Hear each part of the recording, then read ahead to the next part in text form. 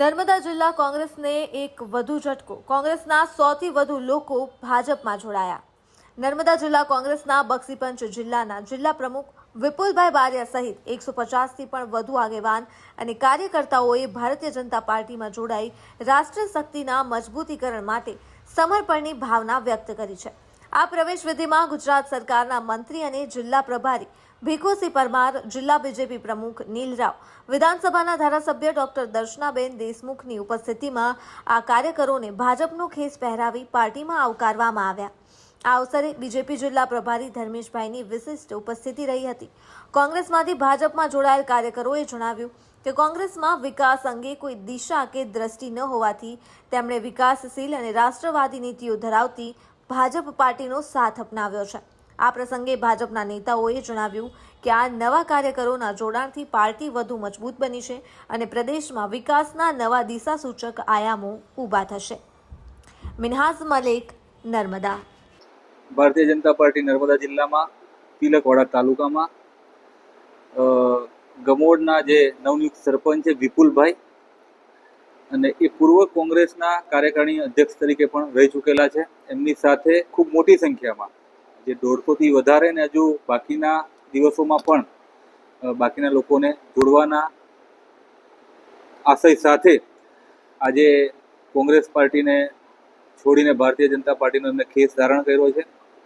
દેશના વડાપ્રધાન આદરણીય નરેન્દ્રભાઈ મોદી, આપણા મુખ્યમંત્રી આદરણીય ભૂપેન્દ્રભાઈ પટેલ અને આ જિલ્લાના કર્મઠ ધારાસભ્ય, સંસદ સભ્યશ્રીઓનો સતત પ્રજાલક્ષી જે કામ થયું છે એમનાથી પ્રેરણા લઈ અને જે દેશને વિકસિત ભારત બનાવવું છે, દેશને મજબૂત ભારત બનાવવું છે, એ દિશામાં જોડાવા માટે ને એમાં પણ એમનું ક્યાંક એમનું યોગદાન હોય એ આશય સાથે આજે એમને ખેસ ધારણ કર્યો છે.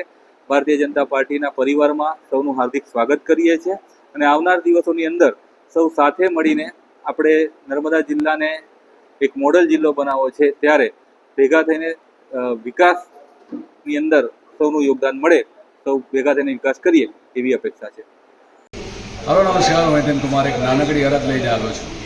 રોજ બરોજ આપણી આસપાસ એટલી બધી ઘટનાઓ બનતી હોય, પણ એ ઘટનાઓના સાચા સમાચાર જો તમારે જાણવા હોય તો દીવ મિરર તમારા સુધી સાચા સમાચાર લઈને આવી રહ્યું છે.